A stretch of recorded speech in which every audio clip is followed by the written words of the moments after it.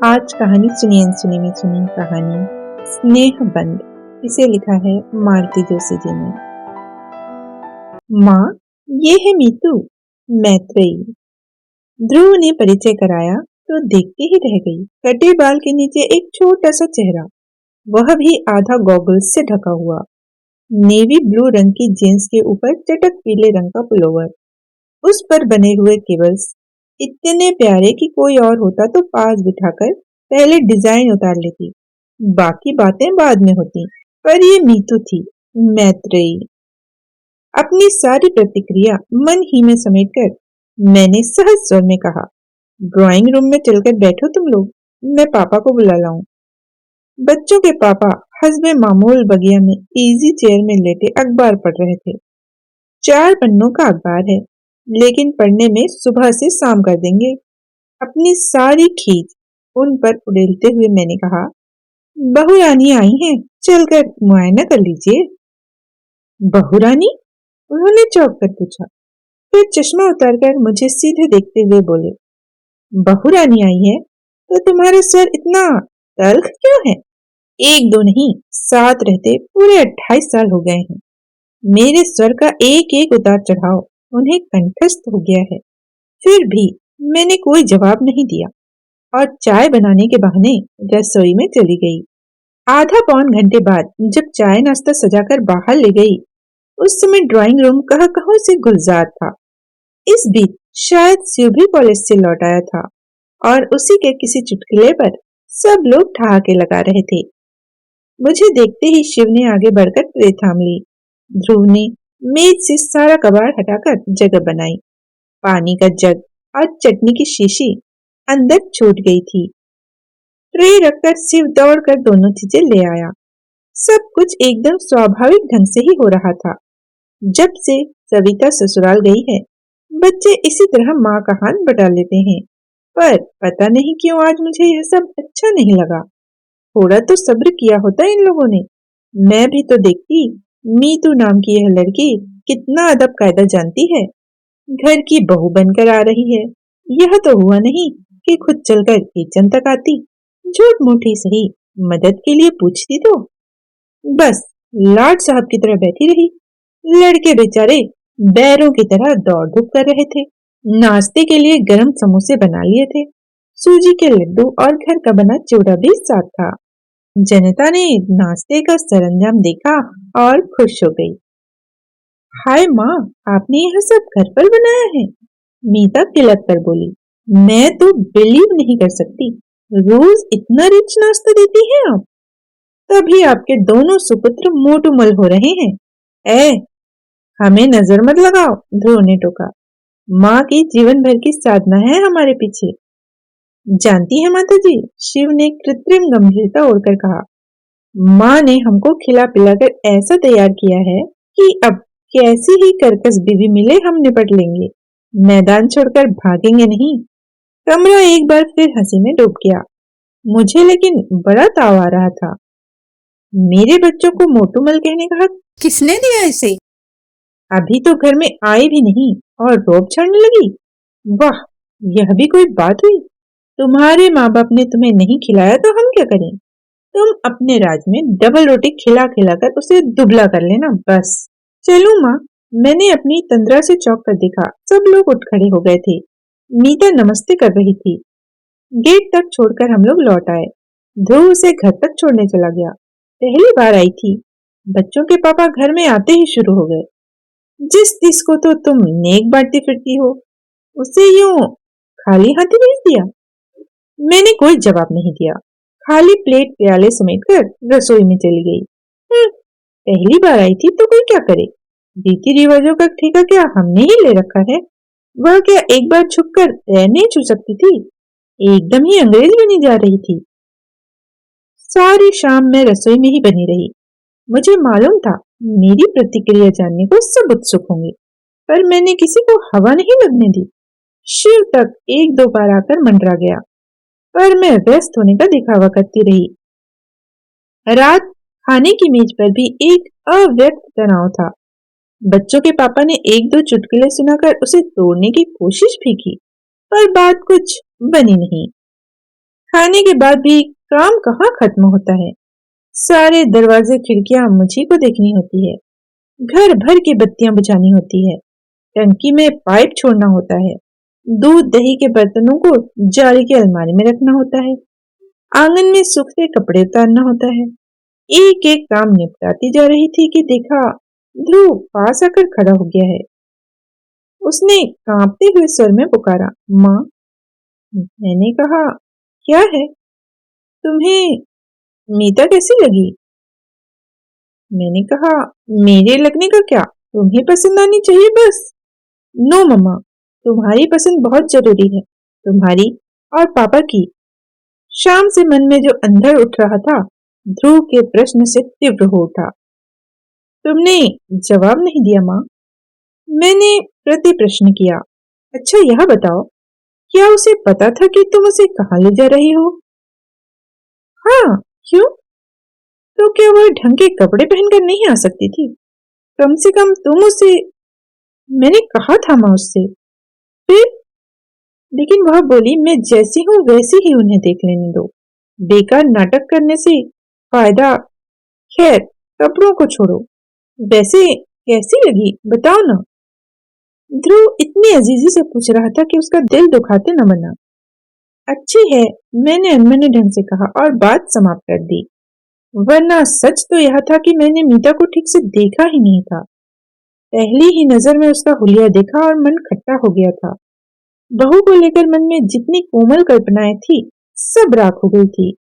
गुस्सा तो अपने लाडले पर आ रहा था। प्रेम करते समय इन लोगों की अक्ल क्या घास चरने चली जाती है। कैसे प्यारे प्यारे रिश्ते आ रहे थे, पर तकदीर में तो यह सर्कस सुंदरी लिखी थी ना। एक ऊं सांस भरकर रह गई मैं। एक बार हम लोगों की स्वीकृति की मुहर लगने भर की देर थी, फिर तो सारे काम फटाफट और कायदे से होते चले गए। मीता के पिताजी स्वयं घर आए और उन्होंने औपचारिक रूप से रिश्ते की पहल की। मीता को अपनी बहू बना लेने के लिए करबद्ध निवेदन किया। उन्होंने बताया कि पत्नी की मृत्यु के बाद उनके बच्चे अक्सर हॉस्टल में ही पले हैं। वे भी हमेशा टूर पर ही बने रहे। 2 साल पहले लड़के की शादी हुई है, तभी से घर कुछ आकार ग्रहण करने लगा है। हॉस्टल में रहने के कारण मीतू काफी कुछ सीखने से वंचित रह गई है। वे तो डर रहे थे, पर ध्रुव ने उन्हें आश्वस्त किया कि माँ बहुत सहनशील और स्नेहमयी है, वे उसे अपने अनुसार ढाल लेंगी। उत्तर में ध्रुव के पापा ने भी उन्हें आश्वस्त किया, कहा कि हम लोग इतने दकियानुसी नहीं हैं कि एक आर्किटेक्ट की लड़की में 16वीं सदी की बहू तलाशें। इस प्रकार बहुत ही सौजन्यपूर्ण वातावरण में परिचय का पहला दौर समाप्त हुआ। फिर धूमधाम से सगाई हुई। दोनों पक्षों ने जी खोलकर खर्च किया। दान दहेज तो कुछ लेना था नहीं।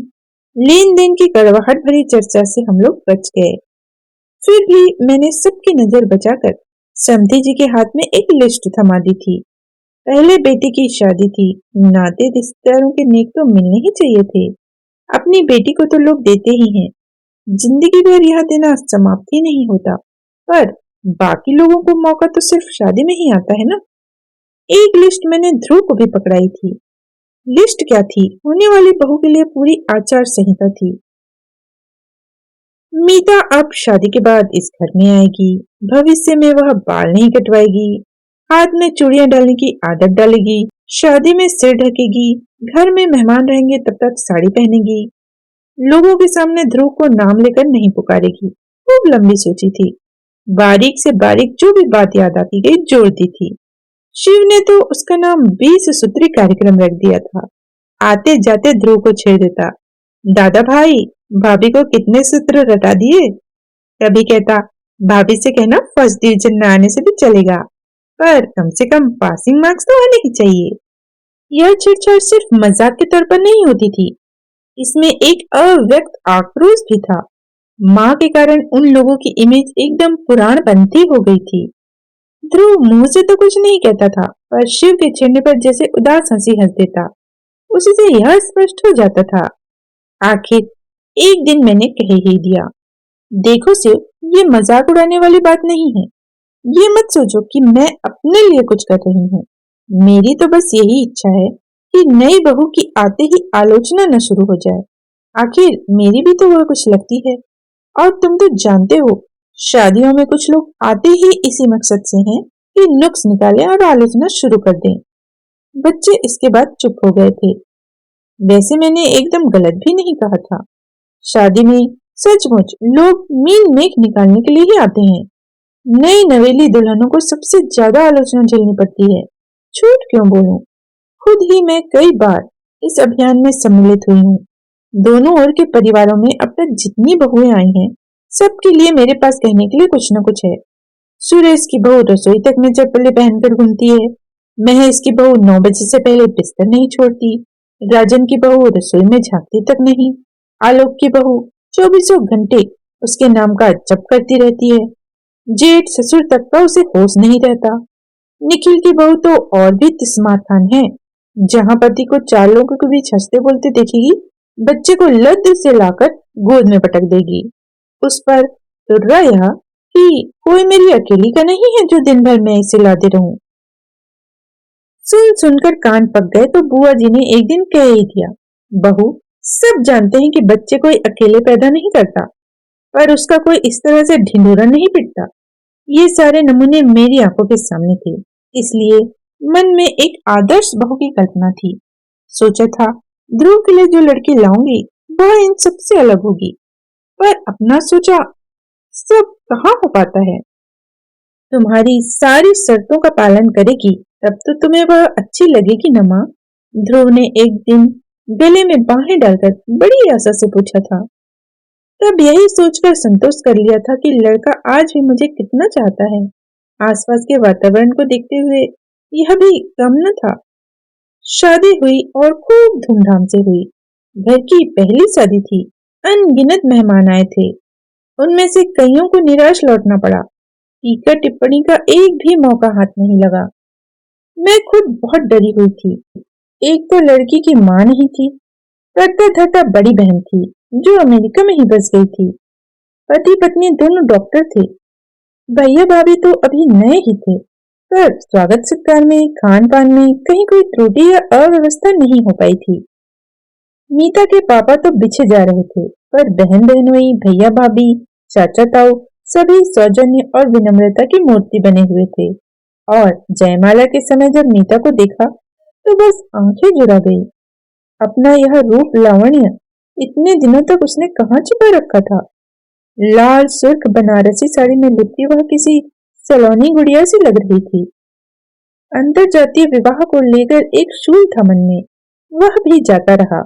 इसी बात को लेकर ननद रानी हमेशा कोसती रही है। अब सर उठाकर सबके सामने कह सकूंगी, भाई, हमने तो लड़की का रूप गुण देखा था, विद्या बुद्धि देखी और घर परिवार देखा, बस जात पात को आजकल पूछता ही कौन है। 8-10 दिन घर में मेला सा लगा रहा। मीता जितने 2-4 दिन रही, ननदों के बीच दबी ढकी बैठी रही, उनके बच्चों का लाड उड़ार करती रही, रिश्ते की सास और जेठानियों की मान मनोहर करती रही। सभी लोग प्रसन्न थे और जाते समय हर कोई मुझे बधाई देता हुआ गया। शादी के बाद दोनों 8-10 दिन के लिए मसूरी घूमने चले गए थे। उनके लौटने तक मैंने सविता को रोक लिया था। सोचा ननद भौजाई थोड़े दिन साथ रह लेंगी। दूसरे दिन सुबह सुबह मैं रसोई में व्यस्त थी कि सविता पास आकर फुसफुसाई, माँ, बहुरानी को तो देखो। देखा, बड़े बड़े पीले फूलों वाली मैक्सी पहनकर वह मेज पर प्लेटें लगा रही है। मैं और सविता दोनों एक दूसरे का मुंह ताक रहे थे। इस बात को कौन उठाए और कैसे? मैं तो आजकल लड़कों से खौफ खाने लगी थी, पर सविता तो उन दोनों को घास नहीं डालती थी। दन दनाती हुई बाहर चली गई और बोली, मीता रानी, आज ये कौन सी ड्रेस निकाल ली? घर की ड्रेस है दीदी। फिर सविता की प्रश्नार्थक दृष्टि को समझते हुए बोली, माँ का ऑर्डर था कि मेहमानों के सामने साड़ी पहननी होगी, इसलिए इतने दिन पहनती रही, पर इतना बंधा बंधा लगता है उसमें। तो हमें मेहमानों की नहीं गिनती तुम? आप तो घर की हैं दीदी। दीदी हैं आप? और कोई वक्त होता तो मैं इसी बात पर निहाल हो जाती, पर इस समय समस्या जरा नाजुक थी। मैंने आगे बढ़कर कहा, बेटे, घर में जब तक कोई आ निकलता है और लोग अक्सर तुम्हें देखने के लिए ही आते हैं, पर माँ, साड़ी पहनकर जरा भी कंफर्टेबल नहीं लगता। काम तो कर ही नहीं सकती मैं, गुड़िया की तरह सजने संवरने के ही दिन है तुम्हारे। काम करने को तो जिंदगी पड़ी है और अभी तो मैं बैठी हूँ। ठीक है, लेकिन माँ, ऑफिस में तो साड़ी पहनकर जाना जरूरी नहीं है ना? मुझसे तो गाड़ी चलाते न बनेगी। गाड़ी का मतलब लूना? ये भी एक शूल था मन में। शादी के समाज के साथ लूना देखकर मेरी भाभी फिट से हंसती थी। बहादुर जी, सीधेपन की हद कर दी आपने। आजकल बजाज सुपर के नीचे कोई बात नहीं करता। आप कम से कम। मामी जी, ध्रुव बात काटकर बोला, यह मेरी नहीं, मीता की गाड़ी है। मेरे पास तो अपनी प्रिया है। मीता ने पापा से कहा था कि जेवर चाहे न दे पर एक गाड़ी जरूर दें। यानी सब कुछ अपने आप ही तय हो गया था। मन इतना खट्टा हो गया था, स्कूटर ही ले लेते तो क्या हो जाता। प्रिया शीके काम आ जाती। स्कूटर पर तो दोनों ही जा सकते थे। तब यह पहनने ओढ़ने का झंझट भी खड़ा न होता। दफ्तर सलवार कमीज पहनकर जाया करना, मैंने फैसला सुना दिया। लेकिन बहू घर में आती है तो समस्या सिर्फ पहनने ओढ़ने की तो नहीं रहती ना। उसका घर भर में उन्मुक्त होकर घूमना, खिलखिलाना, दिन भर ध्रुव डार्लिंग के रट लगाना, सिर से छीना झपटी करना, भूख लगने पर नाश्ते के डिब्बे टटोलना, बात बात पर गले में झूल जाना, सब कुछ आंखों में खटकने लगता है। बच्चों के पापा तक को तो उसने नहीं बख्शा था। सुबह वे पेपर पढ़ते तो उनकी कुर्सी के हत्थे पर बैठकर ही पूरा पेपर पढ़ जाती। घर में रहती तब तक उनके आसपास मंडराया करती, पापा पापा का जाप किए जाती, उनसे इसरार कर करके खाना खिलाती, दवाई समय पर न लेने के लिए डांटती। शाम को लौटती तो चाय का कप हाथ में लेकर सीधे बगिया में पहुंच जाती और छोटे से पीढ़े पर बैठकर उनसे बतियाती रहती। उस समय तो सचमुच मेरा खून जल जाता। घर में तो जो चल रहा था ठीक ही था, बाहर उसका प्रदर्शन करने की क्या जरूरत थी। आसपास के घरों में कई जोड़ी आंखें उस समय खिड़कियों पर टंग जाती थी। हैरत तो यह थी कि बच्चों को, उनके पापा को यह सब सहज स्वाभाविक लगता था। उनके माथे पर शिकन तक न आती थी। उस दिन तो हद हो गई। रोज की तरह हम लोग दोपहर की चाय ले रहे थे कि मीता आंधी की तरह घर में घुस आई। अरे, आज इतनी जल्दी? पहले आप लोग आंखें बंद कर लीजिए प्लीज। क्या बात है? नहीं, पहले आंखें बंद। और हमारे पलक झपकाते ही उसने दोनों के गले में एक एक फूलमाला डाल दी और तालियां बजाते हुए तिलकने लगी। Many happy returns of the day. अरे क्या बात है, मैंने कहना चाहा और एकदम मुझे याद आ गया। आज 12 दिसंबर थी, हमारी शादी की सालगिरह। दूसरी दूसरी बातों में इतनी खो गई थी कि याद ही न आई थी। मेरा चेहरा देखते ही मेरे गले में झूल गई। पकड़ी गई ना? आप लोगों ने सोचा होगा चुप्पी लगा जाएंगे तो सस्ते में छुट जाएंगे। ऐसा नहीं होगा पापा जी। 3-4 कड़कते नोट तैयार रखिए। हम लोगों की नीयत आज अच्छी नहीं है। तुम्हें कैसे पता चला बेटे? हमें तो याद ही नहीं रहा था। इन्होंने गदगद होते हुए पूछा। लंच के समय ध्रुव की डायरी उलट पलट रही थी, तब नजर पड़ी। उसकी तो ऐसी खबर ली मैंने, इतनी इम्पोर्टेंट चीज भूल गया। ध्रुव कहाँ है? मैंने पूछा। शिव को लेने कॉलेज गया है। हमने तड़ी मारी है तो उसे पढ़ने थोड़े ही देंगे। आज तो हंगामा होगा। थोड़ी देर में वे दोनों भी आ गए और फिर तीनों ने मिलकर हम दोनों की आरती उतारी, पैर छुए और उपहार भी दिए। मेरे लिए प्योर सिल्क की साड़ी और पापा के लिए पुलोवर। उसी समय दोनों चीजों का उद्घाटन करना पड़ा। फिर अमेरिका से उपहार में मिले कैमरे से घर पर रंगीन तस्वीरें खींची गई। फिर सब लोग फेमस स्टूडियो गए।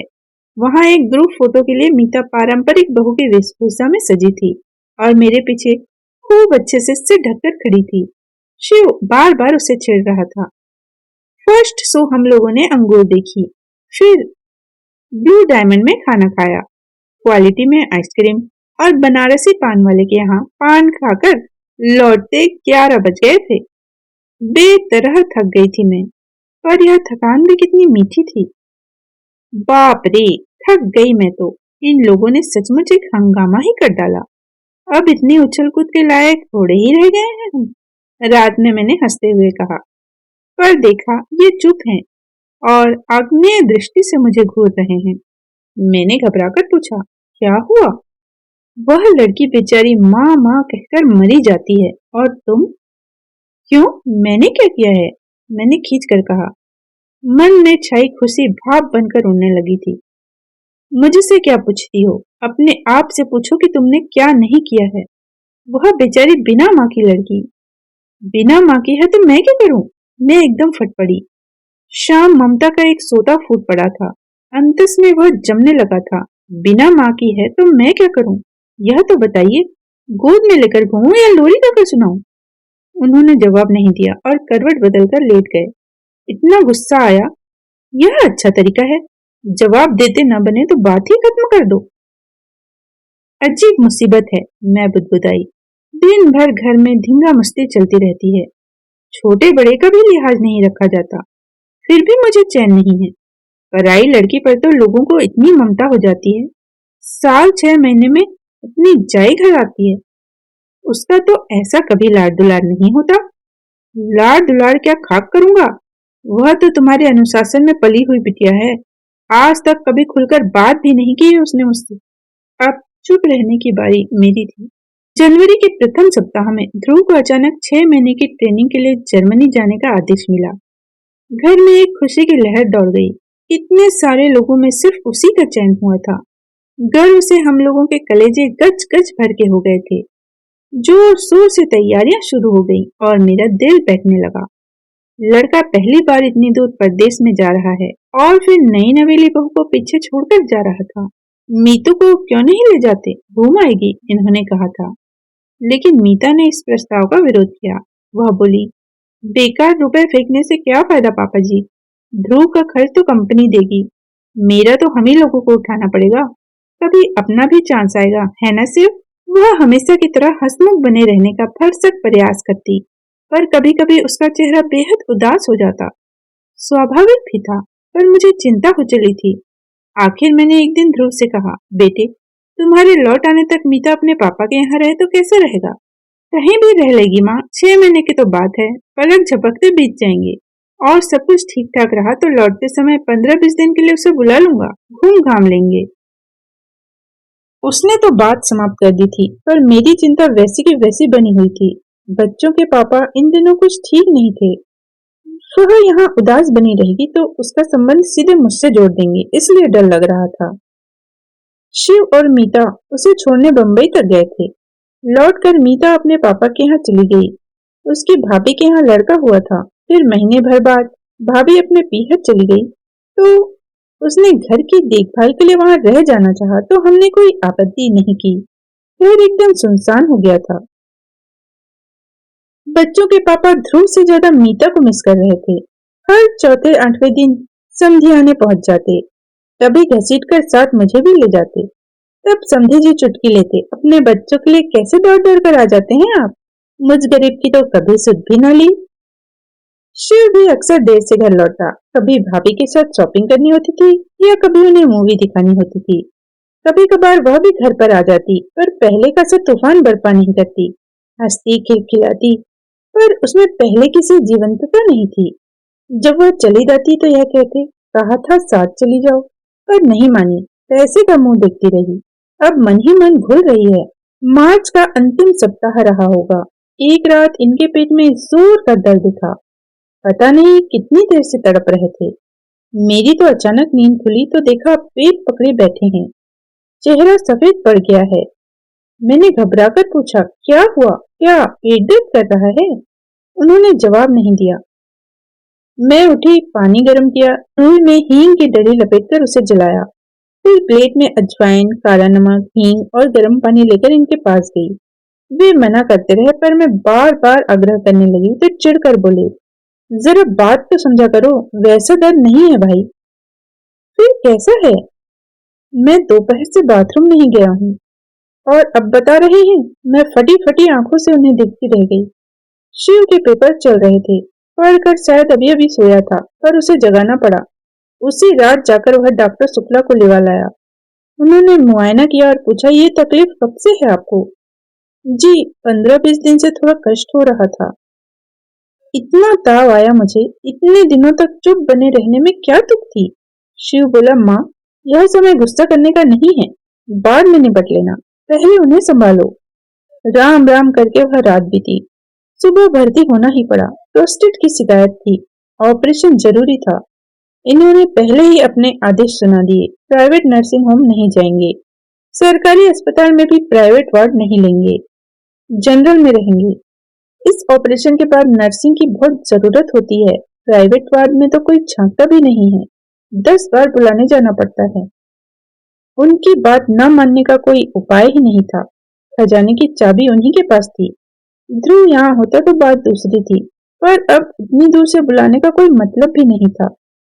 जनरल वार्ड में जो एक रात गुजारी, उफ, जिंदगी भर याद रहेगी। इनकी वैसी हालत में नींद आने का कोई प्रश्न ही नहीं था। पर आसपास के वातावरण ने मन को इतना बोझिल कर दिया कि सुबह उठकर लगा मैं बीमार हूँ, और दुर्गंध अब भी याद आती है तो मन पर कांटे से उगाते हैं। सुबह शिव कहीं से चाय लाया था मेरे लिए, पर घूंट भर भी गले से नहीं उतरी। 10 बजे ऑपरेशन होने को था। 9 बजे ही इन्हें स्ट्रेचर पर लिटाकर ले गए। मैं और शिव भी पीछे पीछे चल पड़े। जहां तक जाने दिया वहां तक गए। फिर मैं वहीं बैठकर इष्ट देव का जाप करने लगी। शिव बेचारा दौड़ धूप में व्यस्त हो गया। नमस्ते बहन जी। मैंने चौंक कर देखा, मीता के पापा थे। आपने तो खबर भी नहीं की, इतने बेगाने हो गए हैं हम लोग। उनके स्वर में आक्रोश था, शिकायत थी। मैं क्या जवाब देती? वो तो मीतू अभी किसी काम से घर गई थी, तब पड़ोस के मेहता साहब ने बताया। सब कुछ इतना अचानक हो गया, मैंने अपराधी स्वर में कहा। शिव बेचारा एकदम अकेला पड़ गया था। सारी भागदौड़ उसी के दिन में थी। यही तो मैं कह रहा हूँ, उसे अकेले सारी भागदौड़ करने की क्या जरूरत थी? हम लोग किस लिए हैं? कल को ध्रुव सुनेगा तो क्या कहेगा? उनसे तो जो भी कहेगा, मुझे तो अपनी चिंता हो गई थी कि ध्रुव मुझसे क्या कहेगा। इन पर इतना ताव आ रहा था, दर्द से तड़प रहे थे, पर मजाल है जो बटुए की पकड़ जरा सी ढीली हो जाए। जनरल वार्ड में रहेंगे, वहां नर्सिंग अच्छी होती है। अब इतने बड़े आदमी को उस नर्क में ले जाऊंगी तो कैसा लगेगा?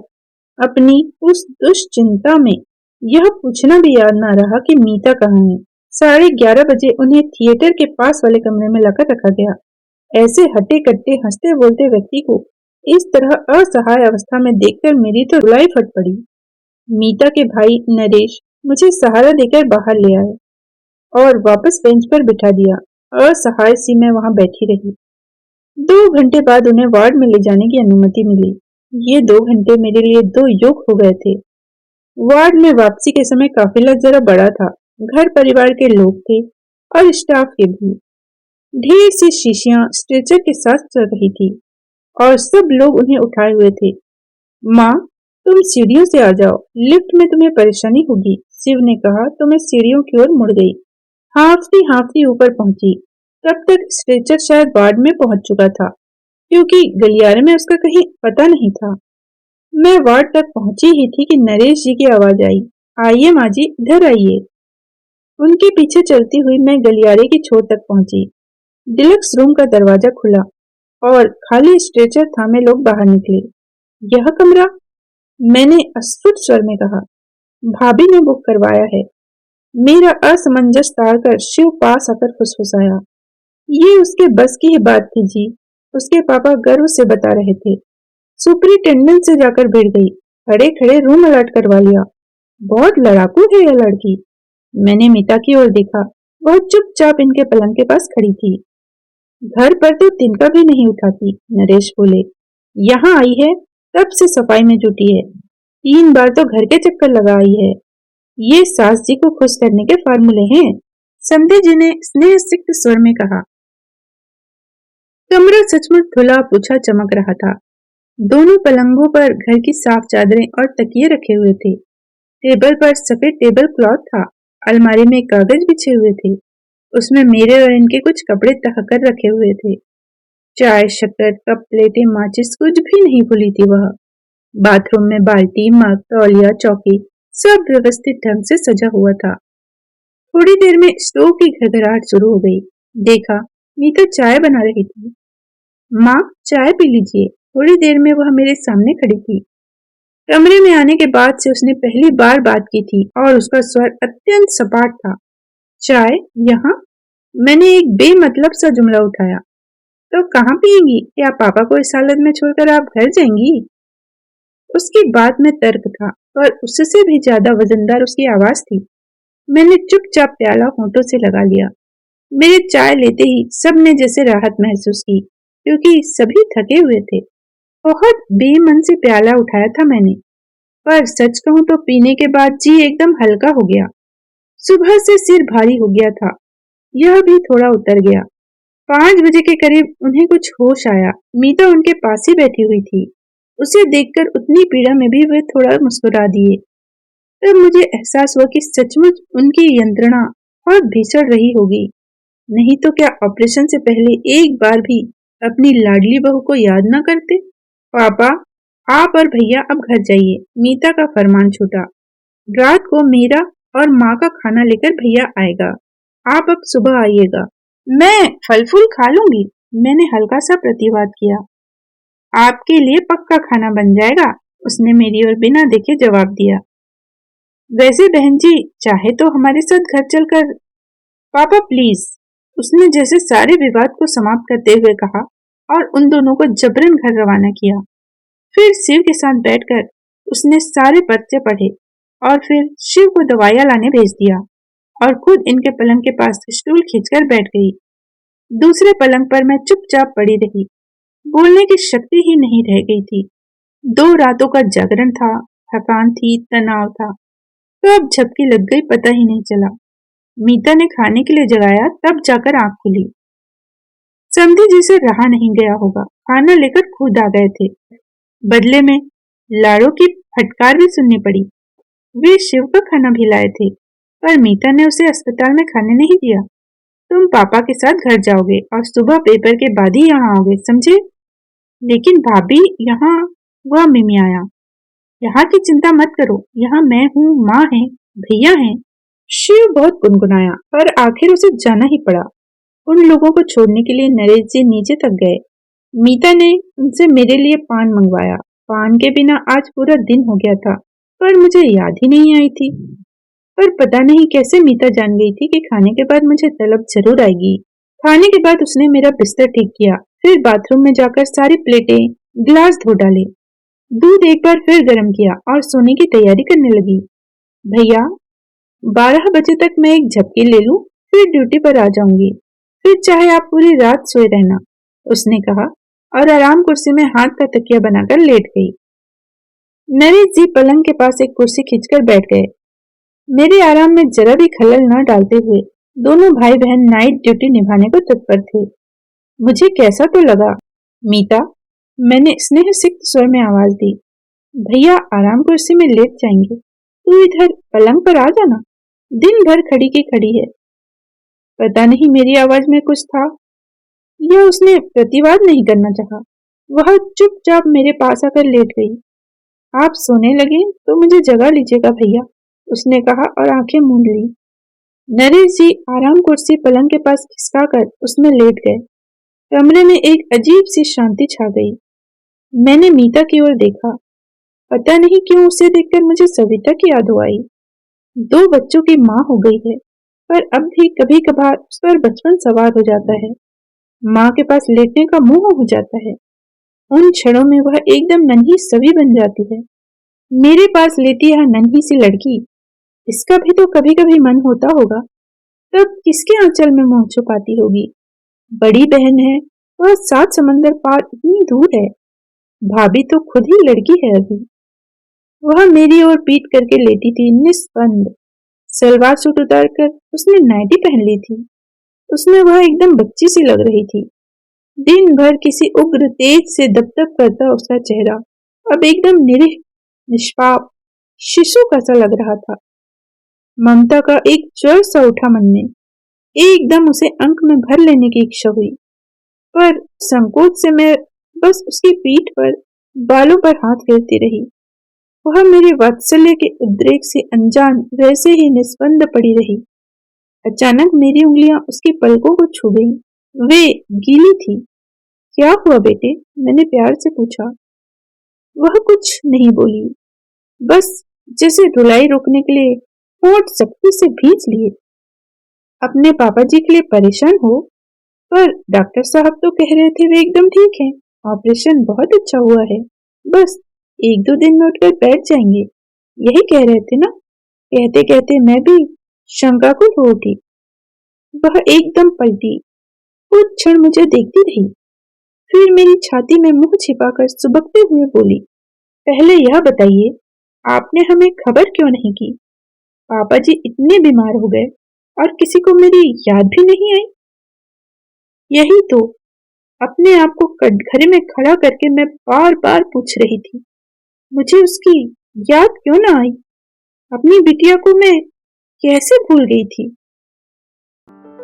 अभी आप सुन रहे थे कहानी स्नेहबंध। इसी तरह की कहानी सुनने के लिए कहानी सुनी अनसुनी के साथ बने रहिएगा। फिर मिलते हैं एक नई कहानी के साथ। जय हिंद, जय भारत।